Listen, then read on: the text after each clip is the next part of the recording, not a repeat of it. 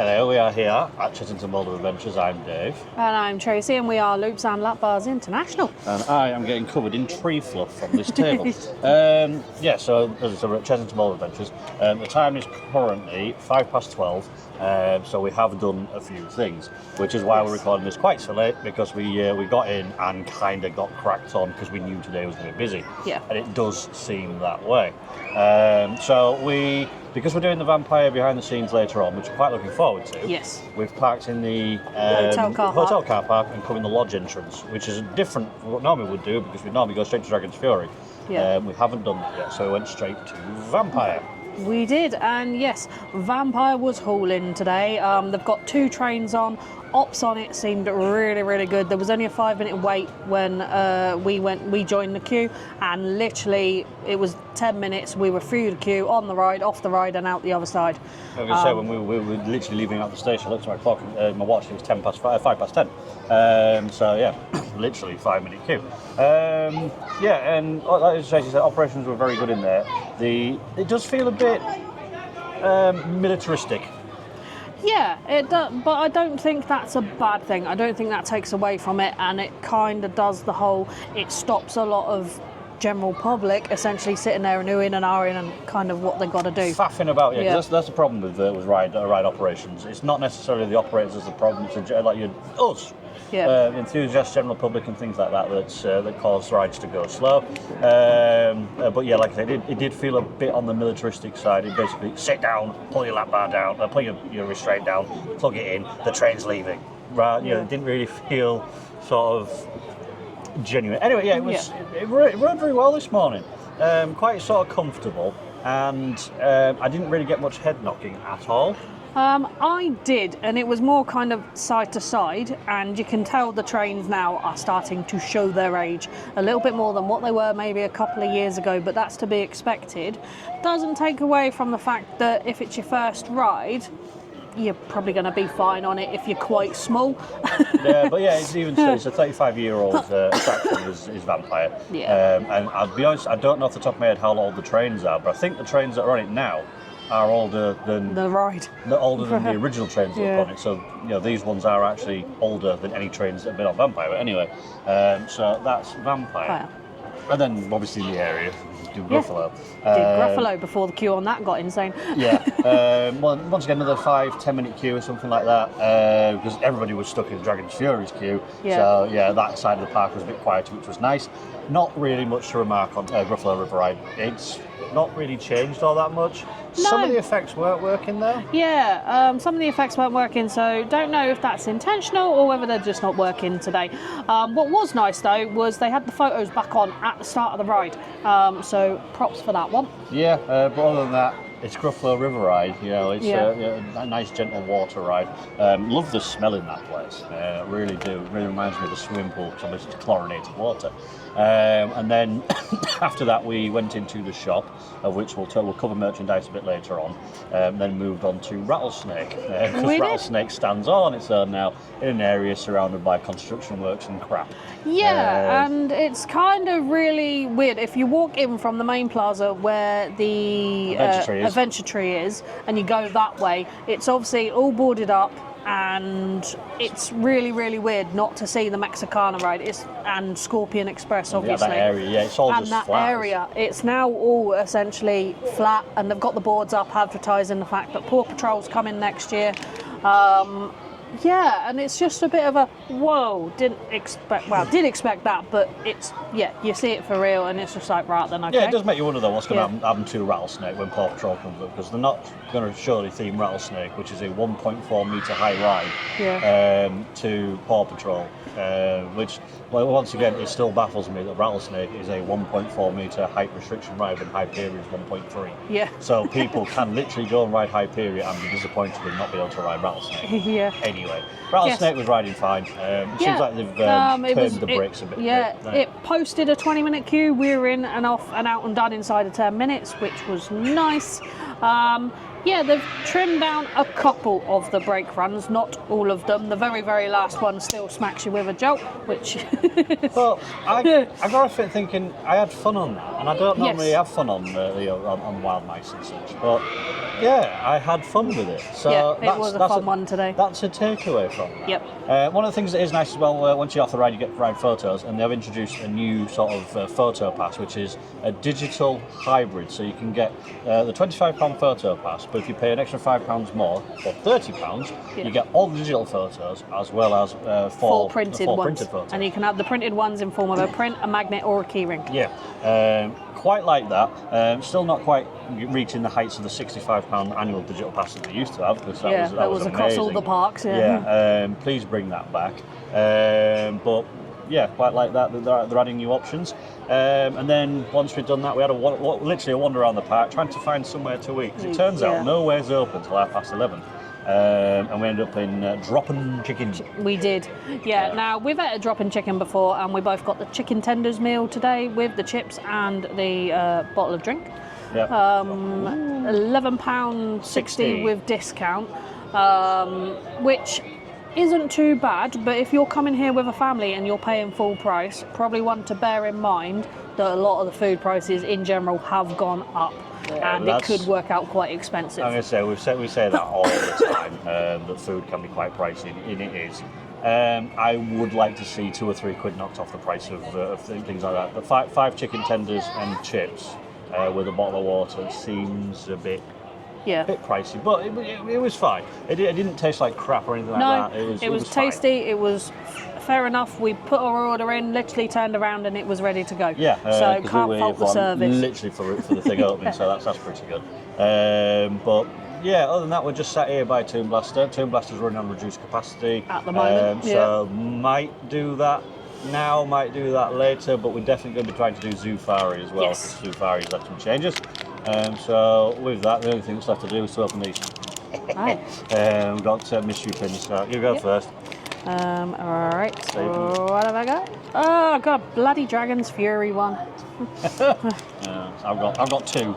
So what have I got? I have got 13, you've got which 13. means you've got 13. So I've got 13 already. Yeah. Oh, come on, please be vampire. Please be vampire. Oh, I want vampire.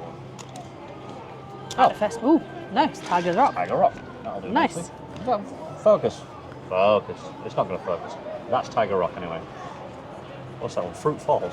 Fruit Falls. I like. There we go. See? Yeah, I like these mystery pins. I don't know what it is about them. I don't know if it's because I'm addicted to Coca-Cola or anything like that. But the fizzy drink thing's a really cool idea. So anyway, that's that. Let's go do some more riding.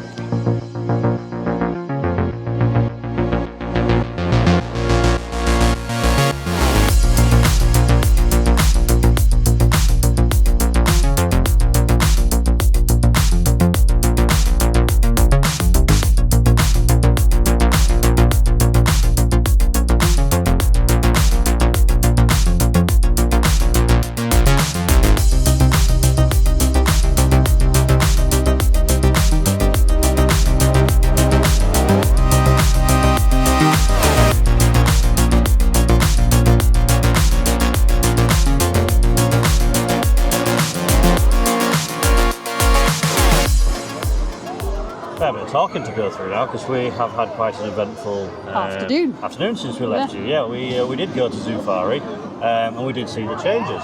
Yes. One of the primary changes being that I don't think there's any rhino there anymore.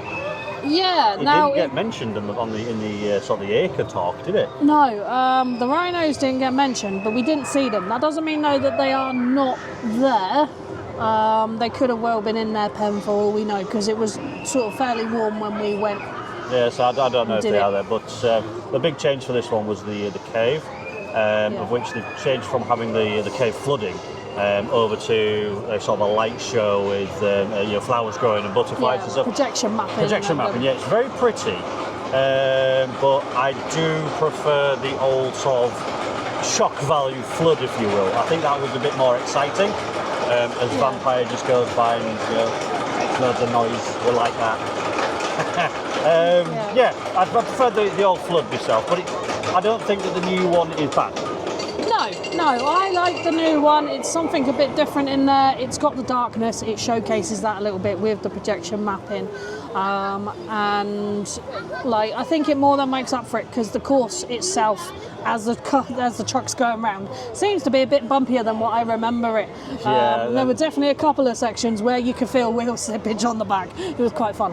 No, there wasn't any, because I was actually looking out for that. The guy was proper rally driving it, though. Yeah. He felt like a proper adventure, so yeah, how good is that? Yes. So that was Zufari. And now on to, I don't know if it's my favourite ride here, but it's certainly very high up there anyway. It's definitely up on Tracy's list. It's Tomb Blaster. Which, when we had dinner, so we were right by Tomb Blaster, they made an announcement that Tomb Blaster was running on a reduced capacity and stuff like that, so queue times would be a lot longer. We saw a 45-minute queue, so we went to Zufari and came back. By the time we'd come back, it dropped to 25 minutes. And it wasn't. No, even if we were in queue, we got moved to the front because we were a group of 2. So we were pretty much straight onto the ride. But even if we were waiting, we'd have only been waiting 1, maybe 2 cycles, so sort of 10 minutes maximum before we got on. And they've tightened it up in there. I'll be honest, I am not Tomb Blaster's biggest fan of... Wrong. I liked it. I always preferred its first iteration when it had water through it as well. Terror 2. Terror 2. I never got to ride that, which is why I like Tomb Blaster. But it does look pretty in there. All the lights and all the animatronics and all the lasers on the shooter targets were working, and that was nice. There's 2 notable things there, though. The boulder was not. The boulder wasn't. But the trommel was. Yeah. Which I don't believe I've ever done a run through on the Tomb Blaster and had the trommel work. Yeah. And I didn't realise it was even a trommel until obviously we could come down there and there it is turning away. I wish I could show you inside, but I don't believe they'd let you go around with the camera, so I'm not going to upset them. So yeah, Tomb Blaster, I adore it. I wouldn't change anything really with it, apart from just making sure that the effects work. As I said to you when we were sat in the train, we've done oodles of these things, and I think the Tomb Blaster's guns are incredibly responsive, very comfortable. They're not too heavy, they're not too light. The only thing I suppose they could do with doing is just painting them. Yeah, and a couple of the squeaks taken care of. I quite like that, the little squeaky guns, but anyway, so that's Tomb Blaster. After this, we then went on, walked round to Tiger's Rock. A couple of the tigers were out and about in the enclosure today, so that was nice to see. Just being general cats, finding the sunniest spots and just laying there. Yeah, exactly, yeah, and Tiger Rock, like all the operations today in Park, had a 5-minute queue. We were pretty much straight on, and it was a 5-minute queue. And yeah, everything's running really, really well. Tiger's Rock on the main lift hill climb though to the big drop, that is getting rather noisy. Yeah, but I don't know why it's quite noisy, because it's not like it's got a particularly large amount of anti-rollback dogs. You can actually see the fins on the side of the course that stop the thing from sliding back should something happen.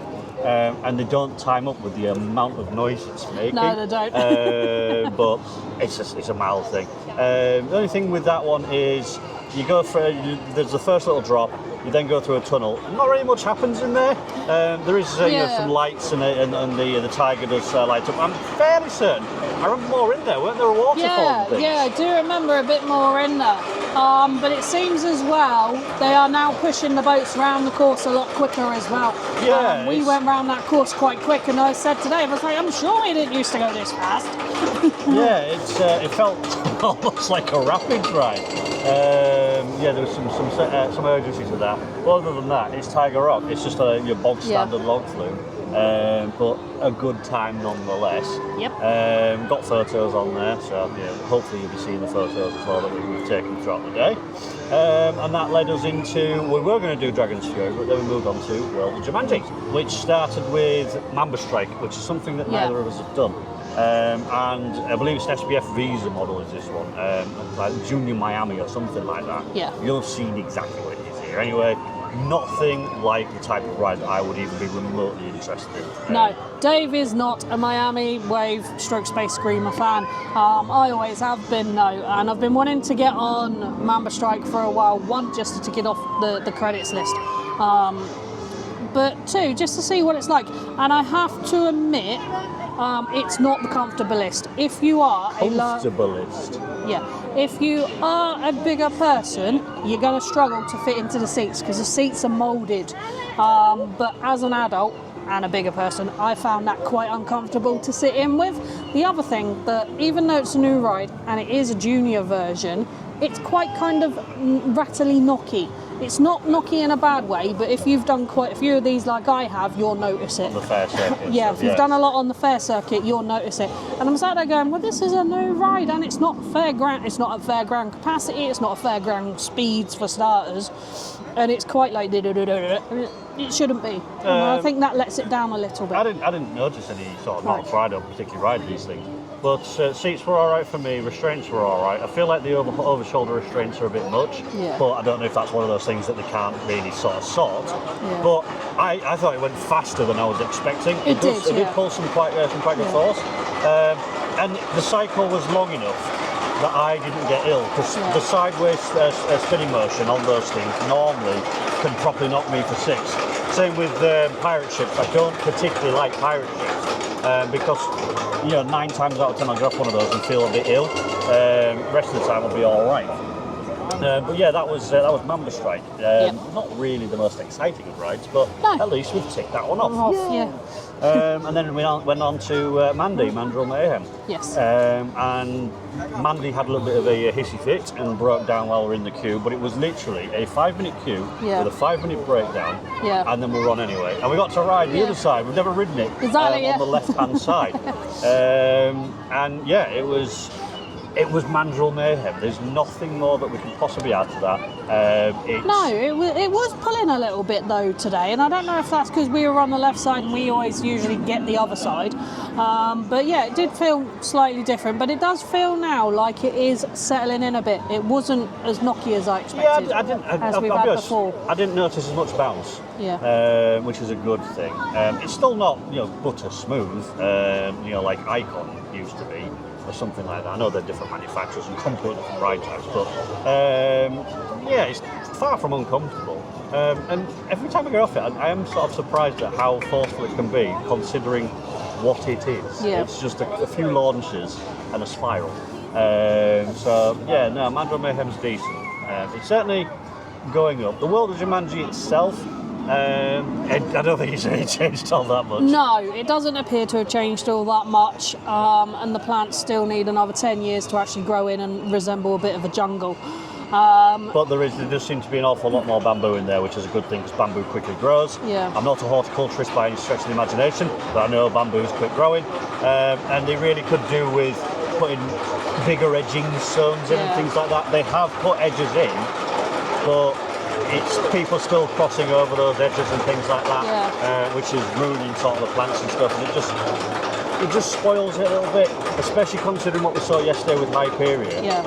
I'm not saying that Hyperia looks like a better Jumanji, because it really doesn't, but Hyperia's planting is very pretty, and that's been in a year, whereas World Jumanji's been in here now 2 years. 2 years, and I don't know, it doesn't look like jungle, it looks just a bit needs to it still looks like Backyard Garden Centre, as we said initially when we very, very first reviewed it when it opened. But that's really about the only big negative of today. We normally come to Chessington, and the last couple of videos have been but now today it's not impressing me like Thorpe Park did yesterday, but in some ways it also is impressing me like Thorpe Park did yesterday. The only 2 rides that have got particularly long queues are Vampire and Dragon's Fury, which understandable. There's 2 big draws that you're going to come here for. They're the two sort of big rides. Dragon's Fury doesn't have a particularly big capacity. Vampire does, and what's nice with Vampire's running 2 trains, so it's still popular, even though it's 35 years old. And I like the fact that it's got a longer queue than what Mandrill Mayhem does, because Vampire. In general though, Park today has been clean and tidy. There have been some new bits, like they have painted up some bits as well. Obviously they've got all the construction going on for the new Paw Patrol area, which we will talk about in a bit. But they have, one of the things we have noticed to a lot of the queue lines is they now added rubbish bins, which that's an absolutely brilliantly good idea, because that was one of the problems with last time we were here, is the rubbish in the queue lines because there was nowhere to put it. But they've now added them to a lot of the queues we have been in today, and I like that. That's nice to see. But the park in general has been quite clean and tidy. There's not really been any sort of litter out of place. It's been busy today, but not overly busy. Yeah, it's not been as busy as we expected. It's not, nothing like as busy as we expected. Exactly the same as yesterday with Thorpe Park. We were expecting Bank Holiday weekend, to be hammered, but it seems like this is literally the best time to come to these places, because I was under the assumption Bank Holiday means busy, but it doesn't. It's next weekend that we're busy. Yeah. So unfortunately, if you're going on the half-term weekend, yes, you're going to be a bit out of luck. But now at the moment, pretty good. So we'll carry on. We've still got merchandise to talk about and address the Paw Patrol situation. Oh yeah. But yeah, we've got Dragon's Fury to do. I think we might have gone Trial Trouble, so I'm just looking at it now. Maybe Barrel Bailout if you fancy getting a bit sort of moist. Yeah. Other than that, yeah, we will. We're going to be having a go on Elmer's Flying Dumbos. I feel very overqualified for this one.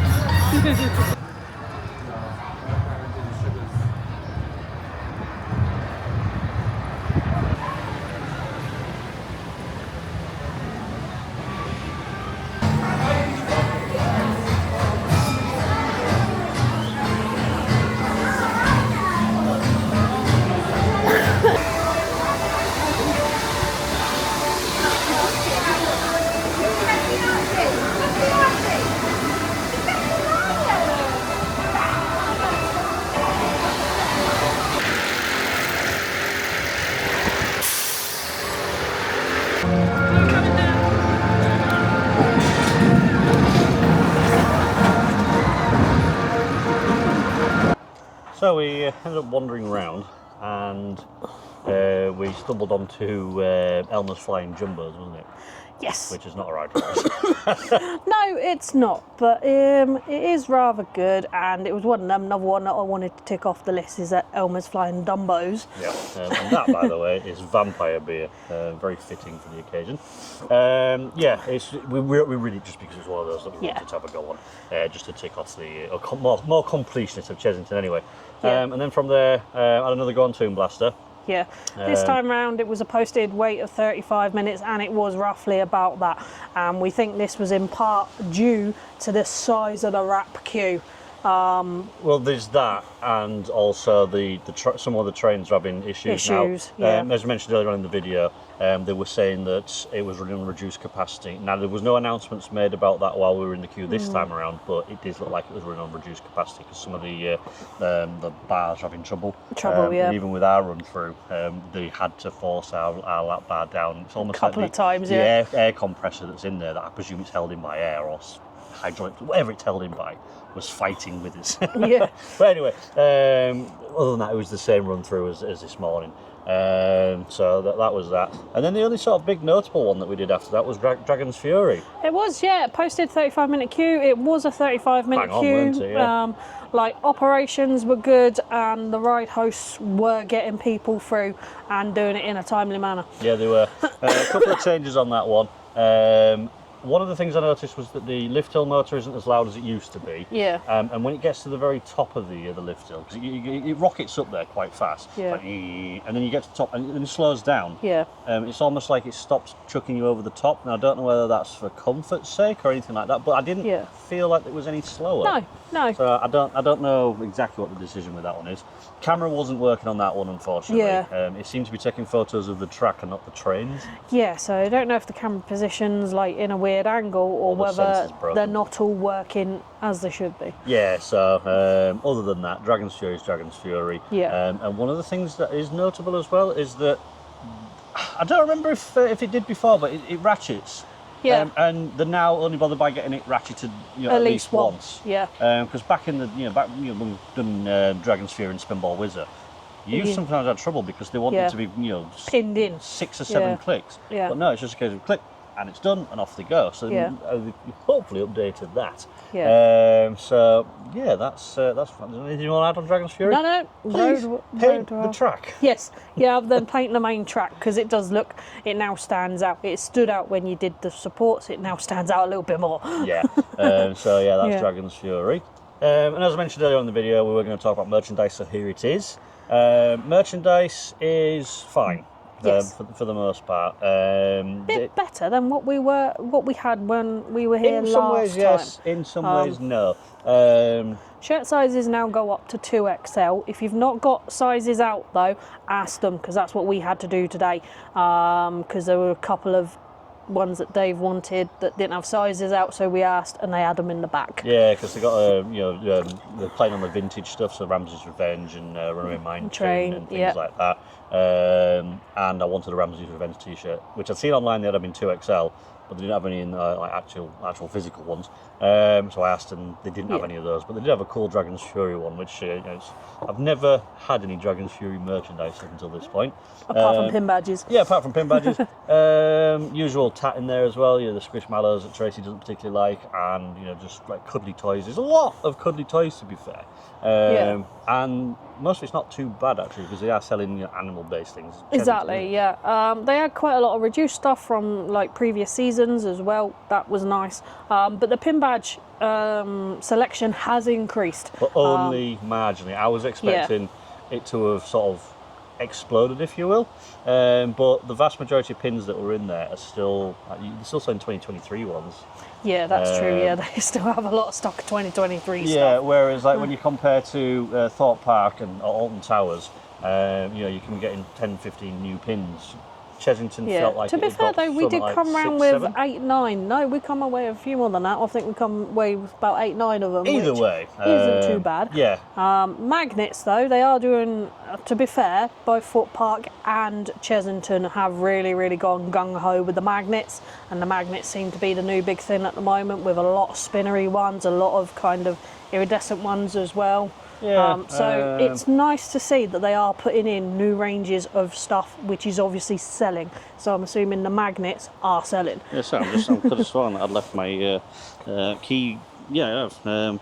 These are reduced £2. Yeah. Absolute bargain, these. Yeah, trolley coins. Trolley coins. Wish they'd do more of these. Towers have got them, Chessington have got them, but Thorpe don't. Yeah. And they're really handy things to have. I left that in my pocket, didn't realise. Anyway, so other than that, that's kind of merchandise. Food hasn't really changed all that much either. We've still got the usual fish and chips, hot dogs, pizza, pasta buffet, all the stuff in Drop and Chicken. And there are a couple more street foodie places around. They weren't open today though, which was a shame because I'd have expected them open. They've also got a new sit-down donut place now in the Dragon area where the climbing frame and the soft play is. So it's nice they've opened up that area, done that up a bit, and given the Land of the Dragons a bit back, because that was one of my complaints last time we were here. But it's a bit of a shame that it's a sit-down donut restaurant and not something more than that, because it's like, I can't speak for anybody else, but me personally, you go to a donut shop, you buy a donut, you eat it. You don't buy a donut and sit down and eat it's nice to have a donut, sit down with a coffee, because it's cost of coffee in there as well. But at the same time, would like to maybe see a sandwich place or a salad place, something just that little bit extra. Yeah, so that's really food and sort of merchandise. Yep. So to final thoughts and things like that about the day. Chessington has done all right today.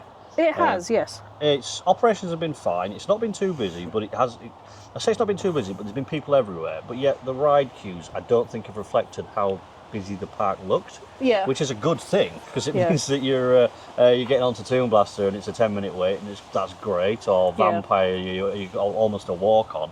Obviously, Vampire and Dragon's Fury, as I mentioned earlier, did have longer queues, but that's to be expected. They're headline attractions. It was interesting to see that Mantle Mayhem never got a particularly big queue.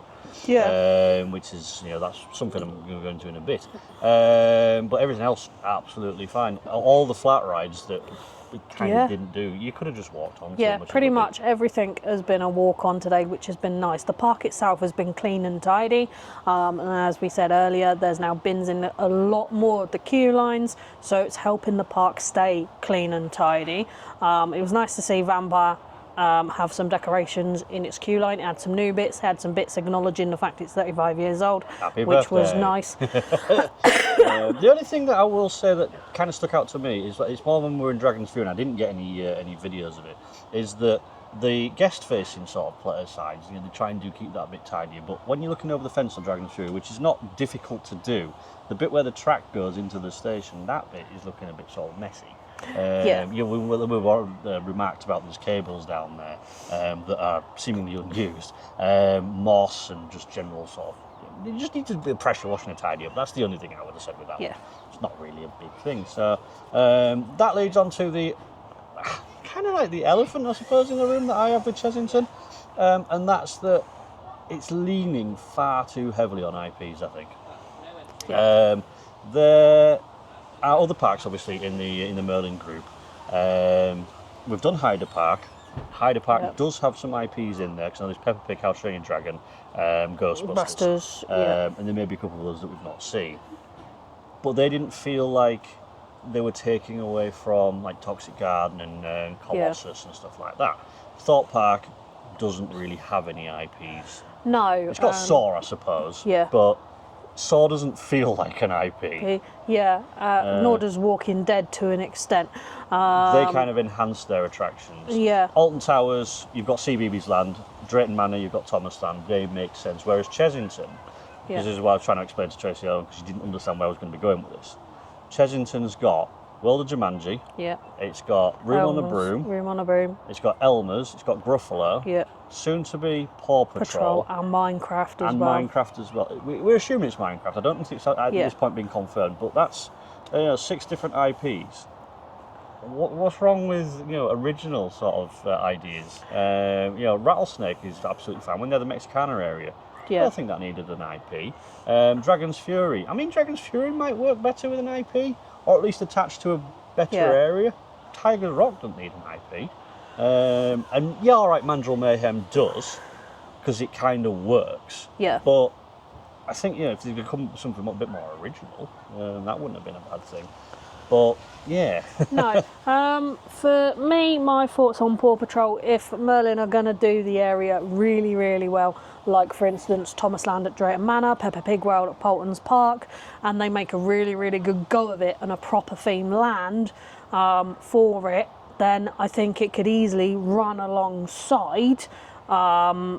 How they're going to kind of blend the theme in, though, from the Mexicana area into kind of the Paw Patrol area, that's going to be the interesting bit, and that's the bit I'd like to see. I don't think they'll blend it. I think it'll just be, an abrupt stop of Mexicana, which is just one ride at this point. Yeah. At this point, Mexicana can probably be, closed.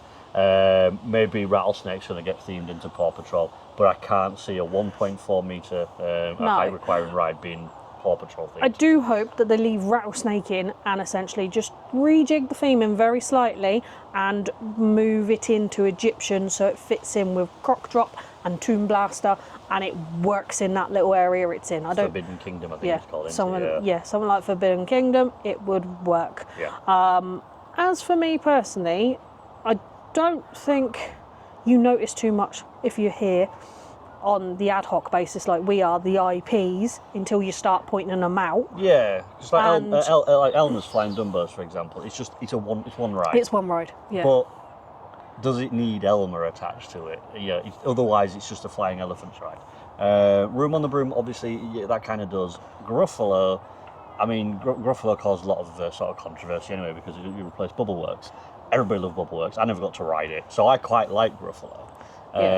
But also in the same vein, Bubbleworks was beloved for a reason. So, yeah. It was, but Bubbleworks, because I did ride Bubbleworks, did need an update. But yeah, maybe some older IPs would be nicer, like when they did back in the days when Dennis the Menace and the Beano Town was in. That was a phenomenal area. Problem with that's not really in favour though. That's why Minecraft's coming, because Minecraft is obviously, it's big, and Minecraft makes sense.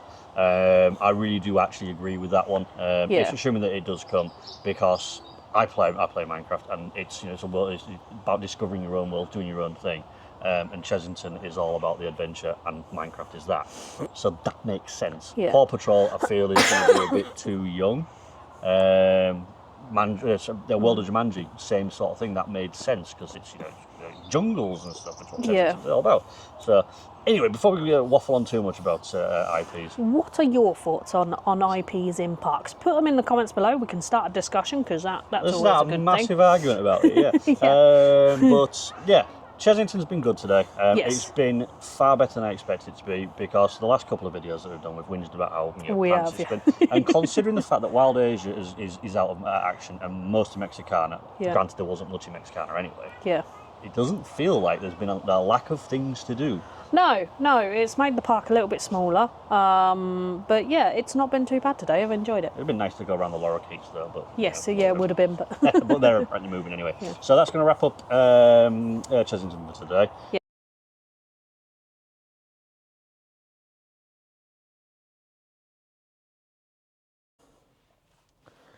And here we are in the car Yes. after our vampire behind the scenes tour. Yes, and what a tour that was. Absolutely incredible. And it seems like they've kind of got better. We're starting with the Wickham one. The Wickham one was very good. Yeah. The Swarm one was also very good. But this one, you're not going up to 127 feet or anything like that in the air to have excessive views over a theme park. But you've got two excellent hosts who know Yeah. everything that there is to know about the ride, and you go and see the ride. Yeah, yeah. Our two hosts were Alex and Lewis, and they've both worked on the ride for years. They know the ride inside out, back to front, upside down, every which way but loose, and probably even the loose ways. Yep. And as Dave said, they were incredibly knowledgeable. We were the only two people on the tour. I do want to stress that. Yeah, so it so was we very got a bit personal. more. It was a bit more personal, a lot more one-on-one time, and it was just nice to have conversations with people that obviously know their stuff, but also at the same time they're theme park enthusiasts themselves. So it was nice to have that further conversation and what they think might happen, and like with Universal coming and stuff that might be happening or is going to happen at Chessington, which obviously we cannot really tell you about. No, because there's a lot of it's in the things. news. There's a lot of things Yeah. that we have to guess at and stuff like that. Yeah. But yeah, I'd pay to do that again. Yes. Because it was a thing of two halves. Yes, you got the behind the scenes of the vampire and how the vampire operates and the change of the trains and literally everything from 1990 all the way to 2025. But then you got the other half, as Tracy say, about if I think if it had been with any other VIP host, specifically somebody that's like, I'm just a VIP host, I have no idea on vampire, it probably wouldn't have been as good. Yeah. It'd still been very good because obviously vampire. But yeah, those two just absolutely made it. Yeah, and it was nice to kind of find out stuff we didn't know about the train and about the station and about why they do stuff that they do, why the train has the guide wheels. And like, we got quite a big walk around because you obviously got in the station and essentially the brake run. And the brake run throughout that.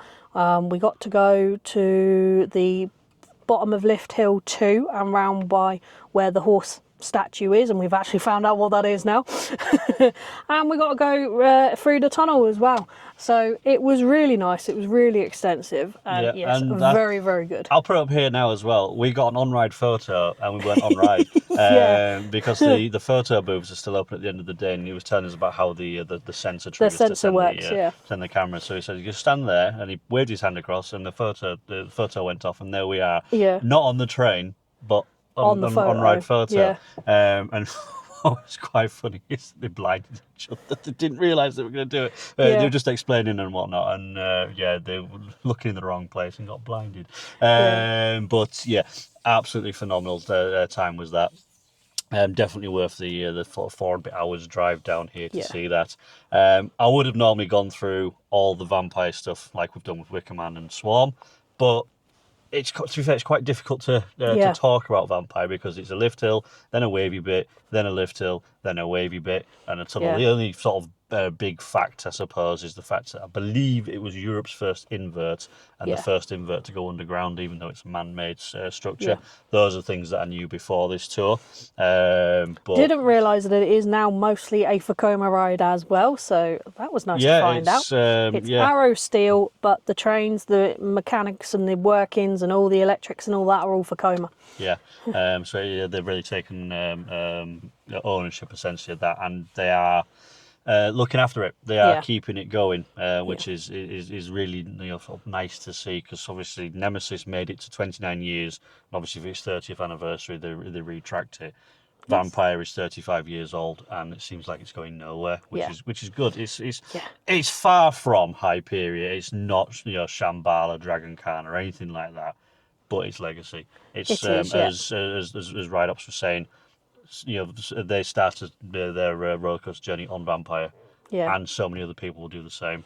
I unfortunately didn't get that. My first ride was Storm at Botton's Pleasure Beach, but a lot of Londoners, because London's obviously a big city, a lot of Londoners will start on Vampire. And it's nice that next generation can carry on with that. So thank you very much for the tour, you two.